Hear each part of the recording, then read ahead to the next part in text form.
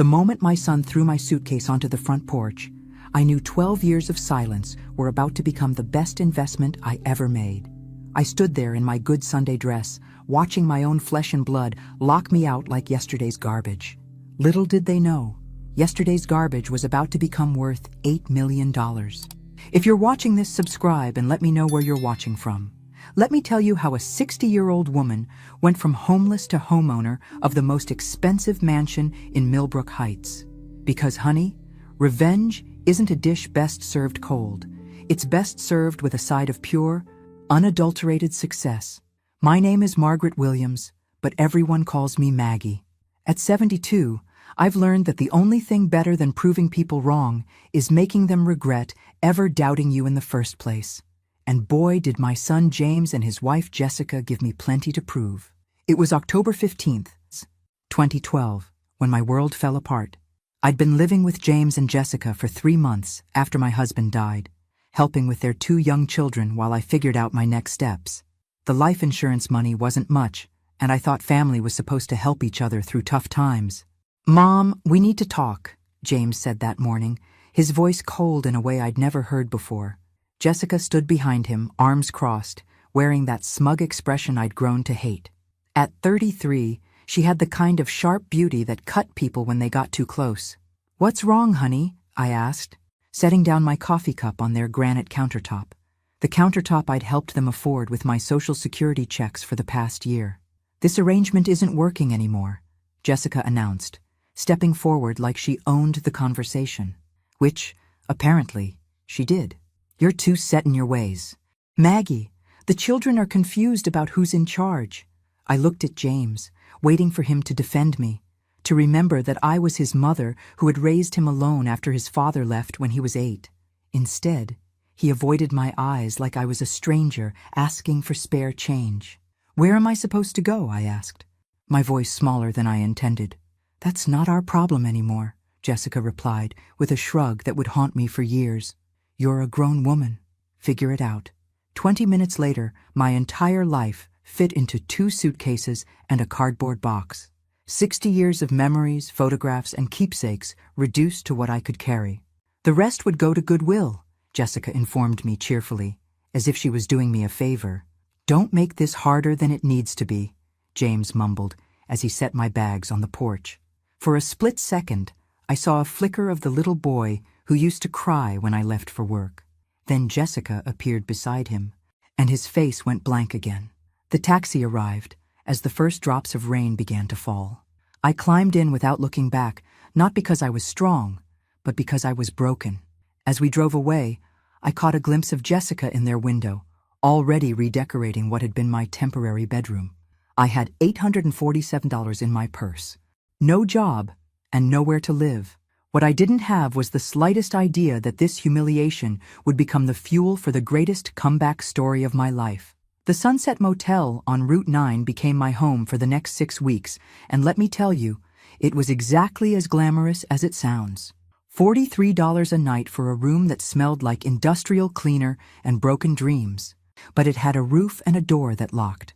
After being thrown away like trash, even that felt like a luxury. The elderly desk clerk, Mr. Patterson, took pity on me after the first week. "You're not like our usual guests," he said quietly, sliding an extra towel across the counter. Most of their clientele was either working construction jobs or hiding from something. I was just hiding from the truth that my own son had discarded me. Those first mornings were the hardest. I'd wake up in that narrow bed, forgetting for just a moment where I was, and then reality would hit like a slap. No grandchildren's laughter. No family breakfast to prepare, just me and the broken air conditioning unit that made sounds like a dying whale. But here's what Jessica and James didn't count on. I'm not the kind of woman who stays down. Never have been. When James was young and we had nothing, I worked 3 jobs to keep us afloat. I cleaned offices at night, worked retail during the day, and took in ironing on weekends. Survival wasn't new to me. I'd just forgotten how good I was at it. The first thing I did was walk to the library every morning. Free internet, free air conditioning, and most importantly, free access to job listings. At 60, nobody was exactly lining up to hire me, but I wasn't looking for charity. I was looking for opportunity. You have experience in bookkeeping? Asked Sarah Mitchell, the owner of Mitchell's Garden Center, during my 4th interview that week. She was about my age, with dirt under her fingernails and a no-nonsense attitude I immediately respected. 20 years, I replied. I handled all the finances for my late husband's contracting business. What I didn't mention was that I'd also spotted at least 3 ways she was losing money just from sitting in her cluttered office for 10 minutes. The inventory system was a mess. She was overpaying suppliers, and her pricing structure hadn't been updated since 2008. The pay isn't much, Sarah warned. $15 an hour, part-time. When do I start? That first paycheck was $240, and I treated it like I'd won the lottery. After 6 weeks of watching my savings drain away like water through a sieve, earning money again felt like breathing after being underwater. The motel room slowly transformed from a temporary stop to something resembling a home. I bought a small coffee maker, hung up my few family photos, and even splurged on a plant for the windowsill. If this was my life now, I was going to live it with dignity. 3 months in, I made my first real discovery. Sarah was throwing away thousands of dollars worth of plants each year. Anything that didn't sell by the end of the season went straight to the dumpster. It's just how the business works, she explained with a resigned shrug. But I saw something else entirely. I saw potential. You want to do what with the dead plants? Sarah asked, looking at me like I'd suggested we start selling fairy dust and unicorn tears. They're not dead. They're dormant, I explained patiently. And with a little care, most of them can be revived and resold next season. This was month 8 of my new life, and I'd moved from the motel to a tiny studio apartment above Giuseppe's Pizza. The rent was $650 a month, which left me about $50 for everything else after groceries. But it was mine. No one could kick me out on a whim or decide I was too set in my ways. Sarah let me take home 3 truckloads of dead plants that November, probably figuring it would teach me a lesson about business reality. What it actually taught me was that I had a gift I'd never known about. My tiny apartment became a greenhouse. Every windowsill, every corner, every available surface was covered with pots and planters. I researched plant care on the library computers, watched YouTube videos, and spent my evenings nursing brown, wilted stems back to life. The neighbors thought I was crazy. Mrs. Chen from downstairs kept asking if I was running some kind of illegal operation. Too many plants, she'd mutter in broken English whenever she saw me carrying another pot upstairs. But by February, something magical started happening. Green shoots appeared, buds formed. My studio apartment was transforming into a jungle of healthy, thriving plants. I had over 200 specimens, and about 150 of them were not just alive, but flourishing. Maggie, what the hell? Sarah gasped when I brought the first batch back to the garden center in March. These look better than when they were new. Told you they weren't dead, I said, trying to hide my grin. Inside, I was doing cartwheels. This wasn't just about proving a point. This was about discovering I had a talent that could actually make money. Sarah bought back every single plant for half the original retail price. In one transaction, I made $847, more than my first month's salary. But more importantly, I'd found something that felt like purpose again. The next year, our arrangement became official. Sarah would set aside all the unsellable plants for me. I'd rehabilitate them through the winter, and we'd split the profits in spring. It wasn't exactly a business empire, but it was mine. Word started spreading through the gardening community. That lady at Mitchell's can bring anything back to life, people would say. Soon, other garden centers were calling, asking if I'd take their clearance plants too.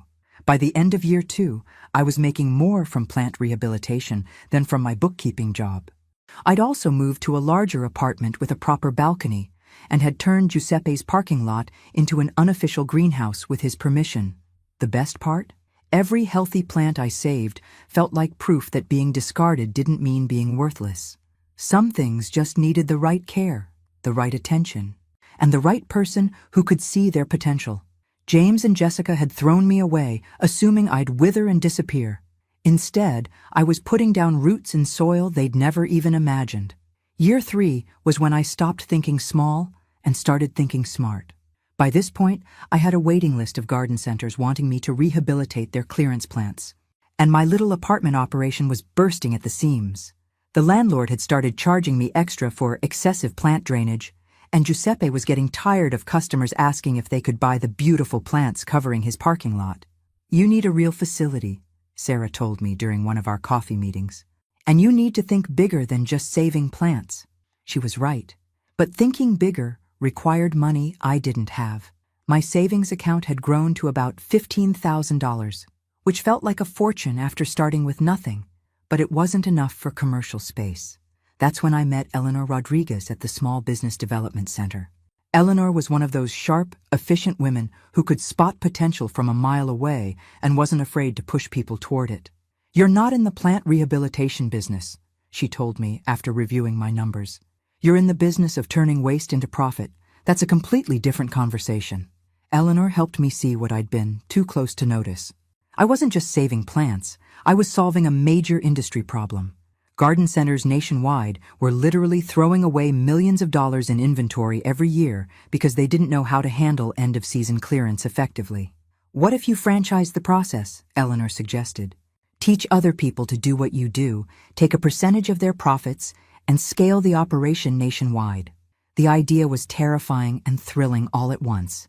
Me, a 63-year-old woman who'd been homeless 3 years earlier, running a national business? But the numbers Eleanor showed me were impossible to ignore. We spent 6 months developing a business plan. I would start with a proper facility in Millbrook, perfect the rehabilitation process, document everything, and then begin licensing the method to other operators across the country. The SBA loan application was 47 pages long, and I nearly gave up 3 times trying to fill it out. But Eleanor pushed me through every section, helping me articulate why this wasn't just some crazy plant lady's hobby. It was a legitimate solution to a real problem. "Mrs. Williams," the loan officer said during my final interview, "your financial projections seem optimistic." "Sir," I replied, leaning forward with the confidence of someone who'd proven people wrong before. 3 years ago, I was living in a motel room with less than $1,000 to my name. Last year, I turned $50,000 worth of dead plants into $200,000 in revenue. I'd say my track record speaks for itself. The $150,000 loan approval came through on a Tuesday in March. I signed the papers in Eleanor's office, my hands shaking slightly as I realized I was now responsible for more money than I'd ever imagined. Within 6 months, I'd leased a 5,000-square-foot warehouse on the outskirts of town, hired 2 part-time employees, and established contracts with 15 garden centers across 3 states. Phoenix Plant Recovery, because everything deserves a second chance, was officially born. The irony wasn't lost on me. My son had thrown me away, assuming I was worthless. Now I was building a business empire based on proving that nothing is ever truly worthless if you know how to see its potential. By year 5, Phoenix Plant Recovery had grown beyond anything I'd imagined possible. We were operating in 12 states, had 47 licensed operators, and I'd just signed a consulting contract with Home Depot's regional headquarters. The scared, broken woman who'd been thrown out with the trash was now being flown to corporate meetings in Atlanta. "Mrs. Williams, your success story is exactly what our industry needs to hear," said David Chen, Home Depot's sustainability director, as we toured their flagship store. "Turning waste into profit while helping the environment? That's the future of retail." I smiled politely, still getting used to being treated like an expert instead of an inconvenience. The transformation hadn't been easy. There had been plenty of 18-hour days, failed experiments, and moments when I wondered if I was in over my head. But every challenge had taught me something new about business, about myself, and about what I was truly capable of. My personal life had stabilized too. I'd moved into a nice 2-bedroom apartment in Millbrook's historic district, complete with a garden where I could test new rehabilitation techniques. I'd made friends, real friends, not people who tolerated me out of obligation. My weekly book club with Eleanor and 3 other women had become the highlight of my social calendar. The financial success was staggering, even to me. Phoenix Plant Recovery was generating over $2 million in annual revenue, and my personal net worth had crossed the 7-figure mark. I kept detailed spreadsheets, not because I was obsessed with money, but because the numbers represented something more important: independence. "Have you thought about expanding internationally?" asked Marcus Thompson, my business attorney, during our quarterly review. We've been getting inquiries from Canada and the UK. One step at a time, I replied, though the idea was tempting.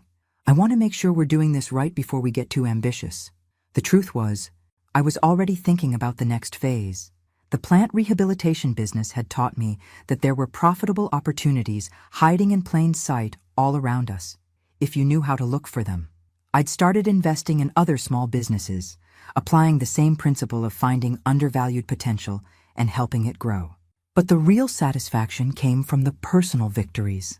Like the day I hired Tommy Martinez, a 19-year-old who'd been written off by everyone else, but had an incredible intuition for plant care. Or when Sarah Mitchell, who'd taken that first chance on me, sold her garden center and became one of my licensed operators in Florida. You've changed my whole perspective on what's possible, Sarah told me during her retirement party. Watching you build this from nothing, it's inspired half the women in this town to take risks they never would have considered. I'd started keeping a journal of lessons learned, partly for potential future employees, but mostly for myself. The biggest lesson? Never let anyone else define your worth. James and Jessica had decided I was useless, a burden they couldn't afford to carry. They'd thrown me away without a second thought. What they didn't know was that they'd just given me the motivation to become everything they'd never imagined I could be. Every contract signed, every new location opened, every success story was proof that their judgment had been spectacularly wrong. And honestly, I was just getting started. The house hunting began as a practical decision and ended as an act of pure, beautiful revenge. After 5 years of apartment living, I needed more space for my expanding business ventures and investment portfolio. What I found instead was the perfect way to announce to Millbrook that Margaret Williams was no longer the woman anyone could throw away. The Harrison estate? Jennifer Walsh, my realtor, repeated when I mentioned the property. Maggie, that house hasn't been on the market in 40 years. It's the most prestigious address in Millbrook Heights. Millbrook Heights, the neighborhood where James and Jessica had always dreamed of living but could never afford. The neighborhood they'd drive through on Sunday afternoons, fantasizing about someday, while living in their modest colonial with the mortgage they'd kicked me out to afford. Is it for sale? I asked simply. Well, yes, but Jennifer hesitated. The asking price is $4.2 million. Let's take a look. The Harrison estate was everything I'd expected, and more.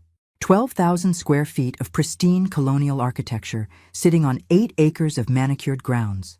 Master suites with fireplaces, a library with floor-to-ceiling mahogany shelves, a chef's kitchen that could feed a small army, and a conservatory that was basically a greenhouse attached to the house. But what really sold me was the view from the master bedroom window. You could see the entire town of Millbrook spread out below, including the modest neighborhood where James and Jessica lived. Every morning, I could wake up and literally look down on the people who'd looked down on me. The sellers are motivated, Jennifer explained as we toured the wine cellar. They've already moved to Florida and want a quick close. Cash offer, I said without hesitation. $3.8 million, close in 2 weeks. Jennifer nearly dropped her briefcase. Maggie, are you sure? That's a huge commitment. I was more than sure. Phoenix Plant Recovery was throwing off enough profit to cover the mortgage payments easily. And my investment portfolio had grown to the point where I could afford the down payment without touching my business accounts. But more than that, I could afford it because I'd earned every penny through my own intelligence, determination, and hard work. The sellers accepted my offer within 6 hours. 2 weeks later, I stood in the grand foyer of my new home, holding the keys and trying not to laugh out loud at the absurdity of it all.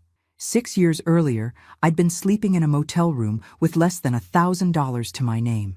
Now I owned the most expensive house in the county. The moving truck arrived the next morning, though honestly, my furniture from the apartment looked ridiculous in rooms this size. I'd need to do some serious shopping, but that was a problem I was happy to have. I spent my first evening on the massive back deck, watching the sunset paint the sky pink and gold over my 8 acres of property. The silence was profound. No traffic noise, no neighbors arguing, just peace and space and the profound satisfaction of a goal achieved. My phone buzzed with a text from Eleanor. Saw the real estate transfer in the paper, you magnificent woman. Champagne celebration this weekend? I smiled, typing back. Bring the good stuff. We're toasting to new beginnings. What I didn't type, but was thinking, was that some beginnings require endings, and I had a feeling that the ending to my relationship with James and Jessica was about to become very, very interesting. Tomorrow I'd start the process of furnishing my new life. Tonight, I'd simply enjoy the view from the top. The doorbell rang at 9:17 a.m. on a Saturday, exactly 24 hours after the real estate transfer hit the local paper.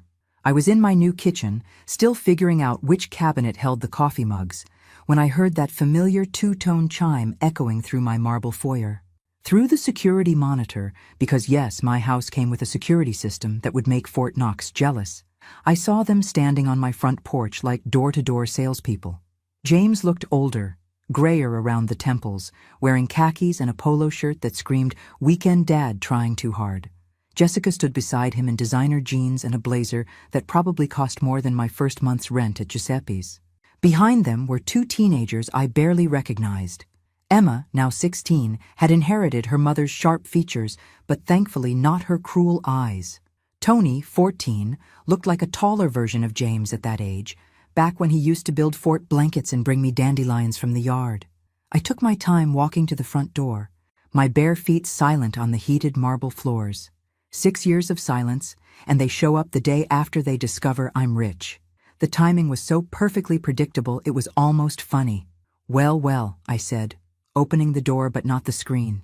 "James, Jessica, children I barely know." I let my gaze travel over them slowly, noting Jessica's carefully applied makeup and James's nervous fidgeting. "To what do I owe this unexpected pleasure?" "Mom," James's voice cracked slightly. We read about the house in the paper. We wanted to congratulate you." "How thoughtful." I didn't invite them in. "Congratulations delivered." "Anything else?" Jessica stepped forward with that bright, fake smile I remembered so well. "Maggie, we know things ended badly between us. We've had time to reflect, and we realize we handled everything wrong 6 years ago." "Handled everything wrong," I repeated slowly. "Is that what we're calling it?" Emma shifted uncomfortably behind her parents. "Grandma Maggie, I barely remember you, but Mom and Dad said you used to make amazing chocolate chip cookies." The girl's innocent comment hit harder than her parents' practiced apologies. She was right. She barely remembered me because they'd stolen 6 years of her childhood from both of us. 6 years of birthdays, school plays, bedtime stories, and grandmother-granddaughter moments that we'd never get back. "I did make good cookies," I said softly, looking at Emma. Then I turned back to her parents, before I was thrown out like garbage. "Mom, please," James pleaded. "Can we come in? Can we talk?" "Talk about what?" "Exactly?"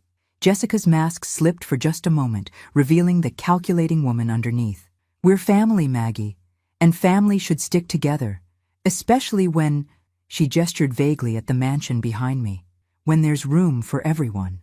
There it was, the real reason for their visit, delivered with all the subtlety of a sledgehammer. "Room for everyone," I mused. "How convenient that you've discovered your family feelings now that I have 12,000 square feet."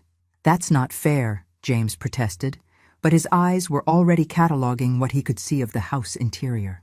"We've missed you. The kids have missed having a grandmother." I laughed, actually laughed, at the absurdity of it. "James, honey, you threw me out of your house with 2 suitcases and a cardboard box. Jessica told me I was too set in my ways, and that figuring out my life wasn't your problem anymore. Now you miss me?" The silence stretched until Tony spoke up.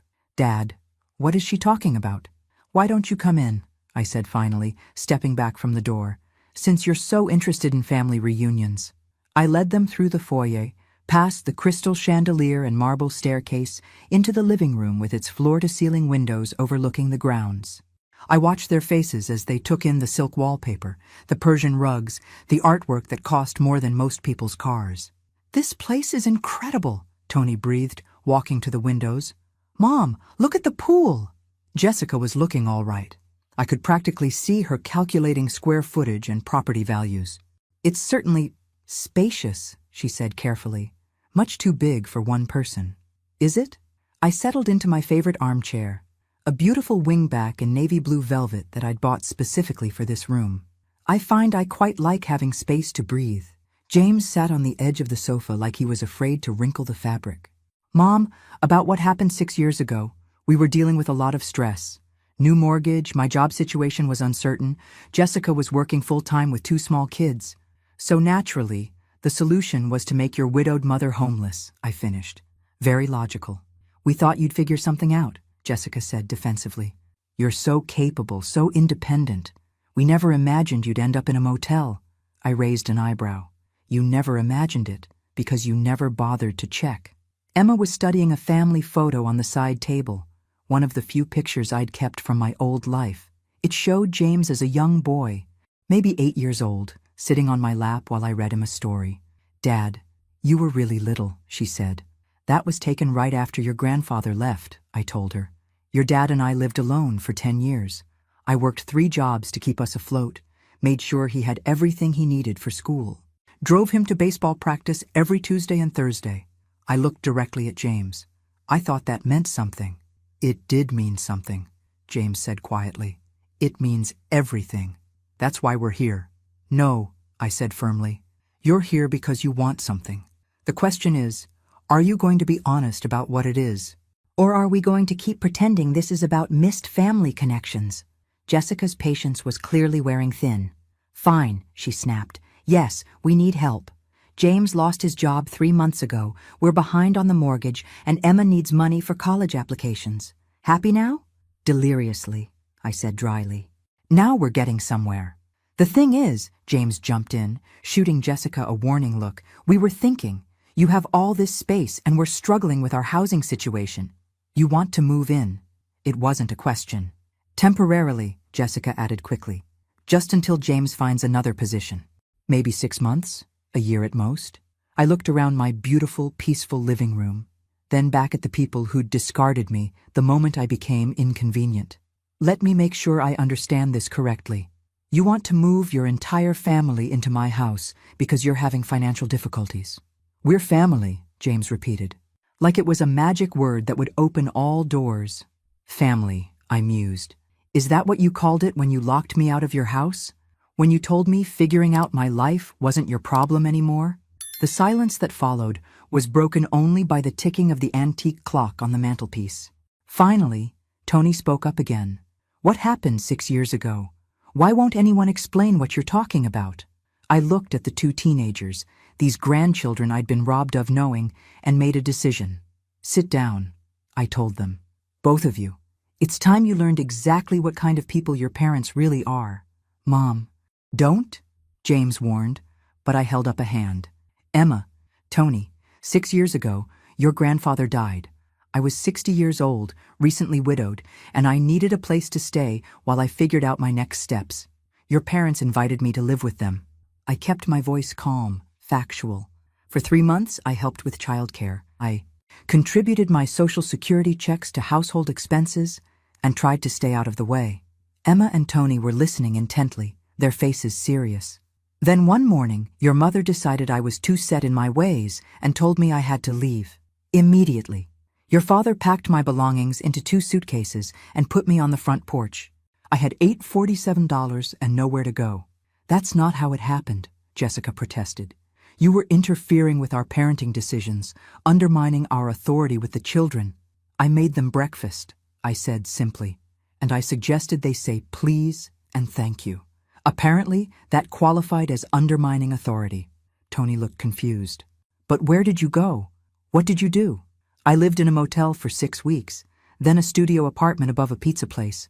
I worked part-time at a garden center for $15 an hour. I smiled at the memory. Best thing that ever happened to me, actually. How is being homeless the best thing that ever happened to you? Emma asked. Because it taught me that I didn't need anyone to take care of me. I could take care of myself just fine. I gestured around the room. Better than fine, as it turns out. Jessica was getting agitated. This is ancient history, Maggie. We're trying to move forward, to rebuild our relationship. No, I interrupted. You're trying to rebuild your bank account. There's a difference. I pulled out my phone and showed them a text message I'd received earlier that morning. This is from Nancy Martinez, a friend of mine who works at the unemployment office. She mentioned seeing a familiar name cross her desk recently. I looked directly at James. You didn't lose your job 3 months ago. You were fired 6 months ago for falsifying expense reports. James's face went white. How did you— I know things, James. I know Jessica opened 3 new credit cards last year and maxed them out on designer clothes and spa treatments. I know you refinanced your house twice to pay for that vacation to Italy. I know you're not just behind on your mortgage, you're facing foreclosure next month. The silence in the room was deafening. I also know, I continued, that you drove by my motel every single day for 6 months after you threw me out. You knew exactly where I was living and exactly how much I was struggling. And you never once stopped to check if I was okay. Emma's eyes filled with tears. Dad? Is that true? James couldn't look at his daughter. Jessica, however, had switched to full attack mode. Fine. So we made mistakes. So did you. You could have asked for help instead of disappearing for 6 years. I laughed. Asked for help from the people who told me figuring out my life wasn't their problem? From the daughter-in-law who called me a burden? We were young. We were stressed. You were cruel, I said quietly. And now you want me to pretend it never happened because you need something from me. Tony suddenly stood up, his face flushed with anger. This is messed up, he said, his voice cracking. Dad, you told us Grandma Maggie moved to Florida to be near her sister. You said she didn't want to see us anymore. We never said that exactly, James started. Yes, you did. Emma jumped up too, her voice rising. You said she chose her new life over being part of our family. You made us think she abandoned us. I felt a surge of vindication mixed with sadness. These children had been lied to for 6 years, robbed of their grandmother because their parents were too proud to admit what they'd done. There's something else you should know, I said softly. About 6 months after I moved out, your father came to see me. Jessica's head snapped toward James. What? You didn't tell her? I asked James, genuinely surprised. How interesting. James was sweating now, his polo shirt sticking to his back. Mom, please. He showed up at my apartment on a Tuesday evening, I continued, watching Jessica's face carefully. He'd been drinking, and he was crying. He said he missed me, that he'd made a terrible mistake, that he wanted me to come home. You're lying, Jessica said, but her voice was uncertain. I pulled out my phone again and scrolled to an old photo. I took a picture of the letter he wrote me that night. Would you like me to read it out loud? The letter was 3 pages long, handwritten on legal pad paper. In it, James apologized profusely for letting Jessica convince him to throw me out. He admitted that he missed me desperately, that the house felt empty without me, that he realized he'd chosen his wife's convenience over his mother's well-being. But the most damning part was the last paragraph, where he begged me not to tell Jessica about his visit because she's already threatened to leave me if I try to bring you back. He chose you, I told Jessica calmly. He chose keeping you happy over doing the right thing by his mother. And for 6 years, he's been lying to all of you about it. Jessica turned to James, her face a mask of fury. You went behind my back? You wrote her a letter? I was drunk, James mumbled. I wasn't thinking clearly. No, I said. You were thinking clearly for the first time in months. That's what scared you. Emma was crying openly now. 6 years, she whispered. We missed 6 years with you because of their lies. But here's the thing, I said, standing up and smoothing down my silk blouse. I'm not the same woman who got thrown out 6 years ago. That woman was broken, dependent, willing to accept crumbs of affection from people who saw her as a burden. I walked to the window, looking out at my perfectly manicured grounds. This woman owns a multi-million-dollar business. This woman has friends who respect her, employees who depend on her, and investments that generate more income in a month than your father made in a year when he had a job. I turned back to face them. This woman doesn't need anything from anyone, especially not from people who threw her away like garbage and now want to move into her house because they've mismanaged their own lives. The silence stretched until Tony spoke up, his voice small. So, you don't want a relationship with us? Even now that you know we were lied to? The question broke my heart, but I kept my expression neutral. I want a relationship with you and Emma. You're innocent victims in this situation. But your parents? I looked directly at James and Jessica. Your parents are going to have to earn their way back into my life, if they can. Jessica stood up abruptly, her mask of false sweetness finally discarded completely. This is ridiculous, she snapped. We're your family, Maggie. You can't just pick and choose which parts of us you want. Watch me, I replied calmly. Fine, Jessica continued, her voice rising. You want to play games? You want to punish us for something that happened 6 years ago? We'll just leave. Come on, James, kids. We don't need this. But Emma didn't move. Neither did Tony. They sat on my expensive sofa, looking between their parents and me with expressions of confusion and betrayal. Actually, Emma said quietly, I want to stay and talk to Grandma Maggie alone. Emma, we're leaving, Jessica commanded. No. Emma's voice was stronger now. I'm 16 years old, and I just found out you've been lying to me for 6 years about my grandmother. I want to hear her side of the story. Tony nodded. Me too. Jessica looked like she was about to explode, but James put a hand on her arm. Maybe we should give them some time, he said quietly. Don't you dare take her side, Jessica hissed at him. I'm not taking anyone's side, James replied, but he was looking at me with something that might have been regret. I'm trying to think about what's best for our children. For a moment, I saw a glimpse of the man who'd written me that letter 6 years ago, the son who'd been torn between his wife's demands and his conscience. But the moment passed quickly. Fine, Jessica said, but we're not done here, Maggie. We'll be back. No, I said firmly. You won't. Not unless you're invited. This is my house, my property, and I have an excellent security system. If you show up uninvited again, I'll have you arrested for trespassing. Jessica's face went through several shades of red. You can't keep us from our children. I'm not keeping anyone from anyone, I said, but I'm also not allowing you to use them as emotional blackmail. Emma and Tony are welcome here anytime they want to visit. You and James are not. Not until you've proven you've changed. Proven how? James asked. I considered the question carefully. Start by telling your children the complete truth about what happened 6 years ago. Not your version, not Jessica's version, the truth. Then get your financial house in order without asking me for help. Show me you can stand on your own 2 feet like the adults you claim to be. And then maybe we can have a conversation about forgiveness. Maybe. I smiled coldly. But don't hold your breath. After they left, I sat with Emma and Tony for 2 hours, answering their questions, showing them photo albums from their father's childhood, and listening to their stories about school, friends, and dreams for the future. They were good kids, despite their parents' failures, and I could see echoes of the little boy I'd raised in both of them. Can we come back next weekend? Emma asked, as I walked them to the door. Anytime you want, I promised. I have 6 years of grandmothering to catch up on. As I watched their car disappear down my long driveway, I felt something I hadn't experienced in years. Complete satisfaction. Not revenge, exactly, but justice. The people who'd thrown me away were now the ones begging for scraps, while the woman they'd discarded was living in luxury they could never afford. I'd proven that being thrown away doesn't mean being worthless. Sometimes it just means you're finally free to discover your true value. And sometimes, the best revenge really is living well. The next morning, I called Eleanor to tell her about the visit. How do you feel?